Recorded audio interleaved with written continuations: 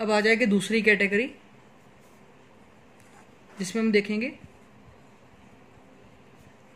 Classification based on the nature of interaction. ठीक है, इसमें हमने देखना है इंटरेक्शन के बेसिस पे। इंटरेक्शन का मतलब है कि दो मॉलिक्यूल्स के अंदर किस तरह से बॉन्डिंग हो रही है, उनकी किस तरह से वो एक दूसरे के साथ कंबाइन हो पा रहे हैं, इस चीज को बोलते हैं इंटरेक्शन। हमने ये देखनी है कि इनकी इंटरेक्शन के बेसिस पे इनको किस तरह से डिफाइन किया जा सकता है, किस तरह से इसको क्लासीफाई किया जा सकता है।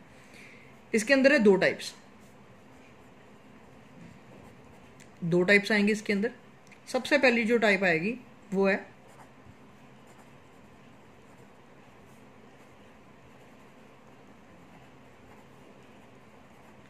Lyophilic colloidal solution. जो दूसरी आएगी वो है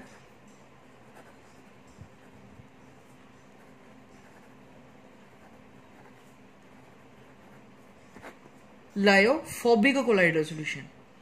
लायोफिलिक कोलाइडल सॉल्यूशन या सिंपली जिसको लायोफिलिक कोलाइड्स भी कह सकते हैं, और दूसरा आएगा लायोफोबिक कोलाइड्स। ठीक है, सबसे पहले बात करें फर्स्ट वाले की कि लायोफिलिक कोलाइडल सॉल्यूशन कौन से हैं।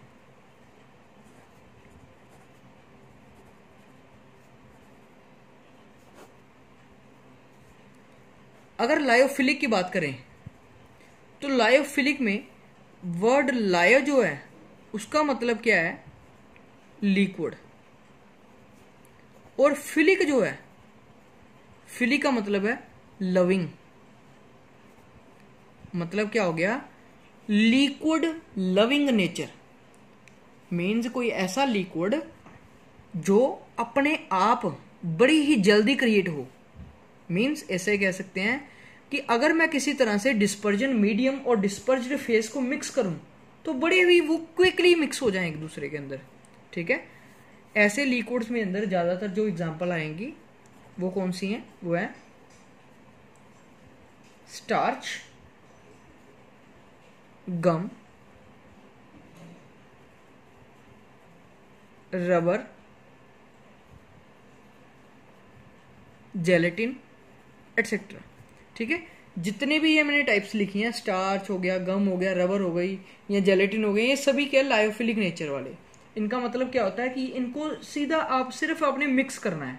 ठीक है, अगर आप लायोफोबिक मान लो एक बीकर के अंदर, सपोज कर लीजिए कि मैं क्या कर रहा हूं, कोई ए सॉल्वेंट ले रहा हूं। मीन्स यहां पे मेरा क्या होगा, सॉल्वेंट डिस्पर्जन मीडियम। तो मैं बाहर से कोई बी चीज ऐड कर रहा हूं, बी मेरा क्या हो गया, मेरा डिस्पर्ज्ड फेस। अगर ए को बी के साथ मिक्स कर रहा हूं तो डालने के साथ ही क्या देखता हूं कि मेरा प्रोडक्ट बनता है ए बी। मेरा ए बी प्रोडक्ट बन रहा है। ये क्या चीज है मेरी, ये मेरा प्रोडक्ट है ए बी, जो कि सिंपली इन दोनों को कुछ भी नहीं किया, सिंपली इन दोनों को क्या किया, मिक्स किया। ठीक है, ऑन सिंपली मिक्सिंग। ठीक है, ऑन सिंपली मिक्सिंग क्या बनेगा, मेरा को प्रोडक्ट बन गया ए बी। इसका मतलब ये सॉल्यूशन कौन सा है, लायोफिलिक सॉल्यूशन। ठीक है, लायोफिलिक सॉल्यूशन की प्रॉपर्टी होती है कि वो क्या है, वो डायरेक्ट मिक्सिंग के साथ क्रिएट होंगे। ठीक है, अगर आप किसी तरह से इनको डायरेक्ट मिक्स कर दोगे तो ये लायोफिलिक सॉल्यूशन क्रिएट होंगे। दूसरी कैटेगरी आ जाएगी लायोफोबिक।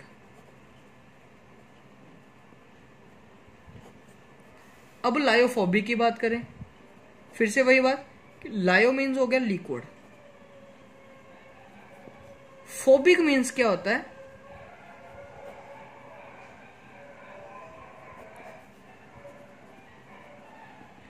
फोबिक मीन्स होता है हेटिंग नेचर। ठीक है, लायो लिक्विड, फोबिक हेटिंग मीन्स हो गया लिक्विड हेटिंग नेचर। अब लिक्विड हेटिंग नेचर का मतलब क्या हो गया कि अगर जैसे इसमें हमने देखा ऊपर कि अगर हम डायरेक्ट मिक्सिंग करते हैं तो ये क्रिएट हो गए। तो इसमें लिखेंगे ऑन डायरेक्ट मिक्सिंग, ये कभी भी क्रिएट नहीं होंगे। इनको क्रिएट करने के लिए क्या करना पड़ेगा, हमें कुछ स्पेशल टेक्निक्स लगानी पड़ेंगी। अगर मान लो किसी जगह पर हमने लायोफोबिक सोल्यूशन क्रिएट करना, लायोफोबिक मतलब हेटिंग नेचर वाला, कि जिसके अंदर डिस्पर्ज्ड फेस और डिस्पर्जन मीडियम एक दूसरे के साथ बॉन्डिंग नहीं कर पाएंगे, ठीक है ना, जिसके अंदर डिस्पर्ज्ड फेस और डिस्पर्जन मीडियम दोनों में बॉन्डिंग नहीं हो पाएगी, ठीक है। अगर बॉन्डिंग नहीं हो पा रही इसका मतलब वो लायोफोबिक है, अगर बॉन्डिंग बड़ी अच्छे से हो रही है इसका मतलब वो लायोफिलिक हो गया, ठीक है। इसके अंदर एग्जांपल जो आएंगी ज्यादातर वो कैसी आएंगी, जितने भी मेटल्स हैं, अब मेटल्स की बात करें, चाहे कोई भी मेटल ले लो, कोई भी मेटल हो, वो पानी के अंदर मिक्स होता है, कभी कभी भी मिक्स होगा, ठीक है। पानी के अंदर कभी भी कोई मेटल मिक्स नहीं होता, ठीक है। पानी और मेटल एग्जांपल आ गई, और कोई मेटल सल्फाइड, जितने भी मेटल सल्फाइड्स हैं they all are insoluble in water, ठीक है। कोई भी पानी के अंदर मिक्स नहीं होता या किसी भी सोल्यूशन के साथ जल्दी रिएक्ट नहीं करते, इनको बोलते हैं लायोफोबिक सोल्यूशन। और एक चीज, इनको बनाने के लिए हमारे पास कुछ अलग स्पेशल टेक्निक्स लगानी पड़ती हैं, इसलिए इसको हम एक्सटर्निक कोलाइड्स भी बोलते हैं। और इनको क्रिएट करने के लिए हमें कोई भी बाहर से टेक्निक नहीं लगानी पड़ती की, इसलिए इसको इंटर्निक कंडक्टर कोलाइड्स भी बोलते हैं, ठीक है। इंटर्निक कोलाइड्स और एक्सटर्निक कोलाइड्स। अगर आपको पेपर में कई बार ऐसे लिखा था कि what is the difference between extrinsic और इंटर्निक, ठीक है, तो आपको यही डिफरेंस एक्सप्लेन करना दोनों के बीच में कि लायोफोबिक और लायोफिलिक के अंदर डिफरेंस क्या आएगा, ठीक है। अब देख लेते हैं कि दोनों में अंदर डिफरेंस क्या आएगा।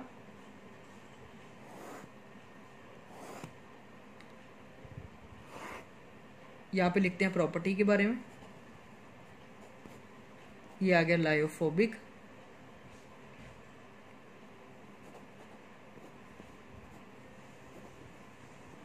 लायोफिलिक, लायोफोबिक, ठीक है। सबसे पहली प्रॉपर्टी आएगी फॉर्मेशन, एज ऑफ फॉर्मेशन। अगर आपको बनाना है तो इसके लिए आपको क्या करना पड़ेगा, लायोफिलिक बनाने के लिए सिर्फ क्या करना पड़ेगा, डायरेक्ट मिक्सिंग। अगर आप डायरेक्ट मिक्स कर दो तो ये क्रिएट हो जाएंगे।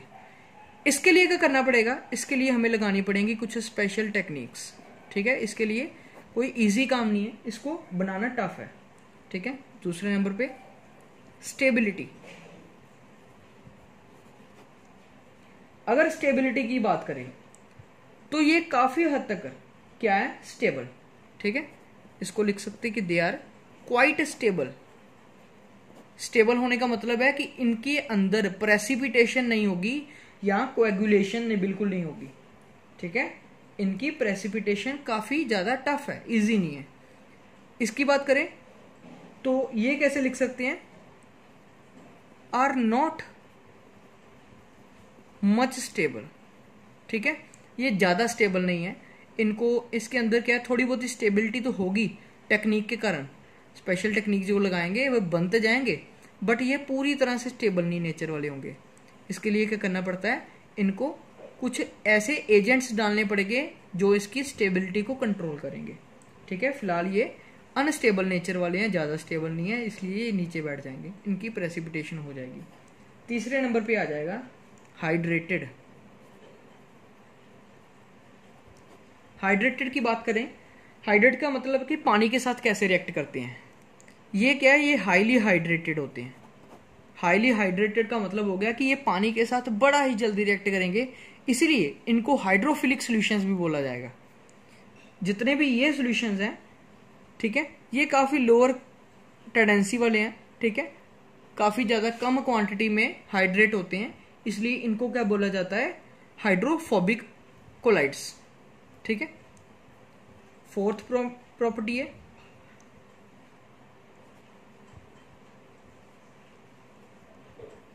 नेचर, ज़्यादातर जो लायोफिलिक सॉल्यूशंस हैं वो होंगे ऑर्गेनिक।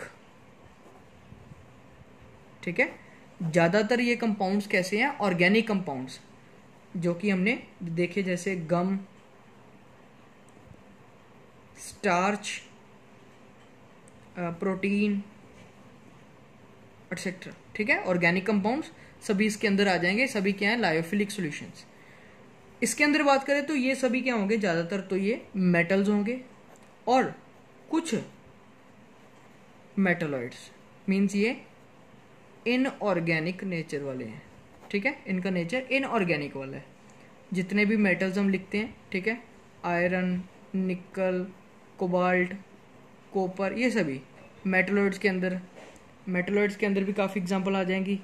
ठीक है, एंटीमनी, बिस्मथ, ये सभी एग्जांपल्स। ठीक है, ये सभी क्या हैं, मेटलॉइड्स। सिलिकॉन हो गया, जर्मेनियम हो गया, गैलियम हो गया, ये सभी एग्जांपल्स इनके अंदर आ जाएंगी। ये सभी क्या हैं, इनऑर्गेनिक और लायोफोबिक सॉल्यूशंस।